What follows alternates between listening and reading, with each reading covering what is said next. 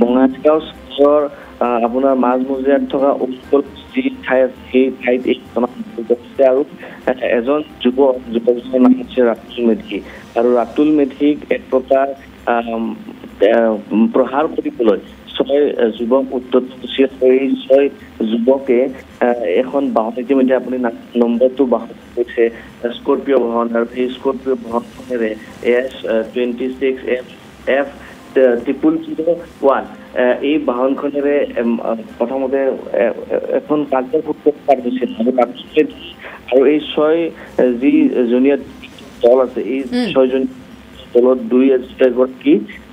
আপোনাৰ বন্ধু আৰু প্ৰথমতে কথাত কিবা ধৰণৰ কথাত তেওঁলোকৰ মাজত সূত্ৰপাত হৈছিল আৰু তাৰপিছত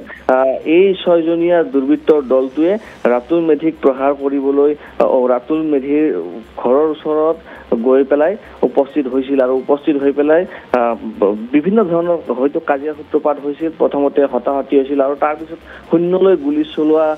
বুলি ইতিমধ্যে অভিযোগ উত্থাপন কৰিছে ৰাতুল মেধিয়ে। যেতিয়া আমি ৰাতুল মেধিৰ পৰা ভাষ্য জানিবলৈ যত্ন কৰিছিলোঁ আৰু তাৰ পিছত যেতিয়া হতাহতি হৈছিল ৰাতুল মেধিৰ পিতৃ ওলাই আহিছিল আৰু ওচৰ চুবুৰীয়াও ওলাই আহিছিল আৰু তাৰপিছত এই যিখন বাহন আছে স্কৰপিঅ' বাহনখন পলায়ন কৰিবলৈ চেষ্টা কৰিছিল আৰু পলায়ন কৰিবলৈ চেষ্টা কৰোঁতে আপোনাৰ দুৰ্ঘটনা সংঘটিত হৈছিল আৰু দুৰ্ঘটনা সংঘটিত হোৱাৰ পিছত যিখন বাহন আছে সেই বাহনখন এক প্ৰকাৰ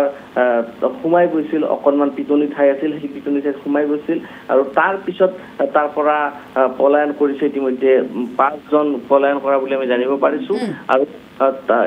এজনক ইতিমধ্যে আৰক্ষীয়ে আটক কৰিছে আৰু সেই আটক কৰা যুৱকজন হৈছে প্ৰসেনজিৎ বেনাৰ্জী। ইতিমধ্যে সোধা পোছাৰ বাবে বঙাইগাঁও আৰক্ষীয়ে প্ৰসেনজিৎ বেনাৰ্জী কোন হয় আৰু প্ৰসেনজিৎ বেনাৰ্জীৰ সৈতে থকা সেই আন কেইজন যুৱক যি পলাই গ'ল বুলি আপুনি উল্লেখ কৰিছে তেওঁলোক কি হয়, তেওঁলোক কিহৰ সৈতে জড়িত হৈ আছে দীৰ্ঘদিনৰ পৰা, তেওঁলোকৰ হাতত পিষ্টল ক'ৰ পৰা আহিল, কি এনেকুৱা ধৰণৰ আপত্তিজনক সামগ্ৰী লাভ কৰিছে আৰক্ষীয়ে সেই কথাখিনি কেনেধৰণে কৈছে? নিশ্চিতভাৱে পাপৰি, কাৰণ এই যিকেইজন যুৱক আছিল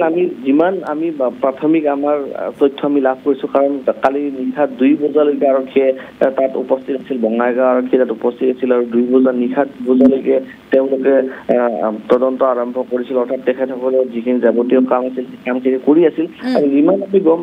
দূৰ আমি গম পাইছোঁ এই মুহূৰ্তলৈকে দেখিবলৈ পোৱা গৈছে যে এই যুৱক কেইজন এক প্ৰকাৰ পঢ়ি থকা যুৱক বুলি আমি জানিব পাৰিছোঁ আৰু পিষ্টল আটাইতকৈ সকলোকে আচৰিত কৰি তুলিছে যে এই যুৱক কেইজনৰ বাহনত আপোনাৰ পিষ্টল ইয়াত উদ্ধাৰ কৰিছে আৰক্ষীয়ে আৰু 3 যায় সজীৱ বুলি উদ্ধাৰ কৰিছে আৰু যিজন যুৱকক প্ৰহাৰ কৰিবলৈ গৈছিল ৰাতুল মেধি ইতিমধ্যে আপোনাৰ এটা কথা উল্লেখ কৰিছে যে তেওঁ উদ্দেশ্যি গুলি কৰা বুলিও তেওঁ ইতিমধ্যে ভাষ্য প্ৰদান কৰিছে, অৰ্থাৎ সৈন্যলৈ গুলি চালনা কৰা বুলি ভাষ্য প্ৰদান কৰিছে। তেনে ক্ষেত্ৰত আপোনাৰ এই যুৱক কেইজনৰ হাতত এই ধৰণৰ মাৰণাস্ত্ৰ ক'ৰ পৰা আহিলে বা আপোনাৰ তাক লৈ পেলাই ইতিমধ্যে আৰক্ষী তদন্ত আৰম্ভ হৈছে আৰু আৰক্ষীয়ে লেপটপ উদ্ধাৰ কৰিছে, বাহনখনত লেপটপ উদ্ধাৰ কৰিছে, তাৰ সমান্তৰালকৈ আপোনাৰ মোবাইল উদ্ধাৰ কৰিছে আৰু সামগ্ৰিকভাৱে যদি আপুনি ক'ব যায় তেতিয়াহ'লে এক প্ৰকাৰ এটা প্লেনিং যে কৰি পেলাই আহিছিল সেই কথা কিন্তু আপোনাৰ ৰাতুল মেধি নামৰ সেই যুৱকজনে এই দুৰ্বৃত্তৰ দলটোক চিনি পাওঁ বুলি কৈছে নে আগৰ পৰা নে নাপাওঁ বুলি কৈছে? নিশ্চিতভাৱে ৰাতুল মেধিয়ে ইতিমধ্যে উল্লেখ কৰিছে যে তেওঁক প্ৰহাৰ কৰিবলৈ আহিছিল আৰু তেওঁ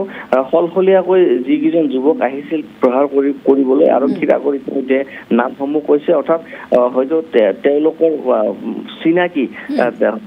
বন্ধুত্বপূৰ্ণ চিনাকি তেখেতসকলৰ মাজত আছে, হয়তো কিবা কথাত কটাকটি হৈছিল, বিভিন্ন ধৰণৰ হয়তো ইছ্যু হ'ব পাৰে। প্ৰথমতে ফোনত আপোনাৰ তৰ্কাতৰ্কি হৈছিল আৰু তাৰপিছত ৰাতুল মেধিক মাৰিবৰ বাবে এই যুৱক কেইজন যোৱা বুলি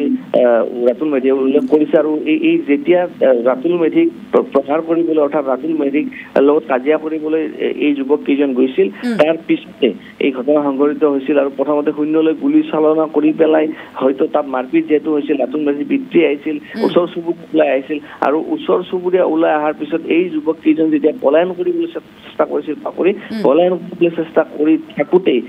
দুৰ্ঘটনা সংঘটিত হৈছিল। কুলেন্দ্ৰ, আমি এই মুহূৰ্তত আপোনাক ধন্যবাদ জ্ঞাপন কৰিছোঁ। ঘটনা সন্দৰ্ভত শেহতীয়া কিছু মন্তব্য আছে সেয়া আপোনালোকলৈ আগবঢ়াবলৈ চেষ্টা কৰিম আৰু বঙাইগাঁৱৰ অল্ড কলনীত যিটো ঘটনা সংঘটিত হৈছে সেই ঘটনা এতিয়াও চাঞ্চল্যৰ সৃষ্টি কৰিছে। আৰক্ষীয়ে ইয়াৰ অনুসন্ধান আৰম্ভ কৰিছে। কিছু সময়ৰ পাছতে আৰক্ষীৰ অনুসন্ধানত কি তথ্য পোহৰলৈ আহিব সেইখিনি আমি দৰ্শকসকলক জনাব পাৰিম।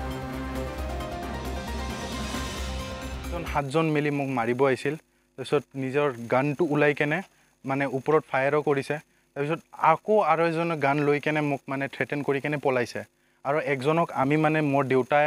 মানে মোৰ দাদাই মিলি কেনে সবে মিলি কেনে ধৰিছোঁ তাৰপিছত সেই ল'ৰাটোৱে পুৰা গাড়ীটো মানে আমাৰ ওপৰত উঠাই কেনে মানে বেলেগ এটা কাৰতো মানে ক্ৰেছ কৰি দিছে কিমানজন মানুহ আছিল কিমানজন 6জন 7জন মান আছিল চিনাক্ত মানুহৰ ৰণী আছিল ৰণী দাস বুলি সেই যে হেকাৰ আছিল তাৰপিছত এই প্ৰসঞ্জিত আছিল তাৰ লগতে থাকে তাৰ লগৰীয়া হয় তাৰপিছত আৰু ৰোহিত সাহানী এনেকা কোনবাই আছিল তাৰপিছত মেইন হল ৰোহিত মাহাতো যোনটো যায় যাক মানে মাতিছে যায় তাহাঁতক সি আছিল ঠিক আছে ইয়াৰ লগত ফোনত মানে অকণমান ডিসপিউট লাগিছিল মানে মোৰ ফ্ৰেণ্ডৰ লগত সি নিজে ইণ্টাৰভিন কৰি কিনে আহি কিনে মোৰ লগত মাৰপিট লাগিব চেষ্টা কৰিছে হা স্কৰপিঅ সেই যে স্কৰপিঅ যোনটো ক্ৰেছ কৰিছে মানুহৰ ওপৰে বন্দুক লৈ আহিছিল ব্লেংক ফায়াৰ কৰিছে একবাৰ তাৰপিছত একবাৰ ব্লেংক ফায়াৰ কৰিছে এটা গুলি ফুটাই তাৰপিছত তাহাঁতে পিছফালে বেক অফ হৈ আছে যোনটো মেইন কালপ্ৰিট যোনে মানে গান হাতত ৰাখিছিল ফাৰ্ষ্টতে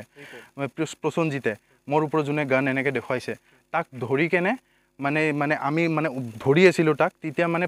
আৰু এটা আছে গুদু বুলি ৰোহিত বুলি সি মানে তাক এৰাই আছিল হা চেফ গাৰ্ড দি আছিল পলোৱাৰ কাৰণে তো আমি ধৰছোঁ তাক ধৰি কেনে তাৰপিছত সি কি কৰিছে গাড়ীত সোমাইছে গাড়ীৰ পৰা তাক ওলোৱাৰ চেষ্টা কৰি আছোঁ সি যাতে নপলাক গান লোৱা মানুহ তাক কেনেকৈ পলাব দিব পাৰি হয় না তো তাক ধৰি কেনে আমি ধৰাৰ চেষ্টা কৰিছোঁ দেউতাক গাড়ীৰ লগতে একদম মানে এটেম্প টু মাৰ্ডাৰ আৰু কি মানে মোৰ দেউতাক মানে মাৰাৰ চেষ্টা কৰিছে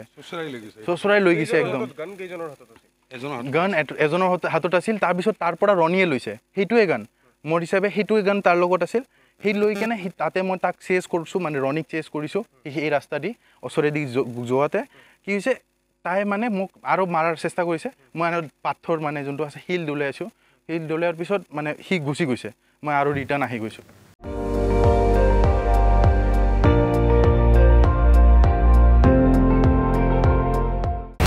আপুনি চাই আছে ND24 সৰ্বশ্ৰেষ্ঠ নহয় সৰ্বোত্তমৰ দৌৰ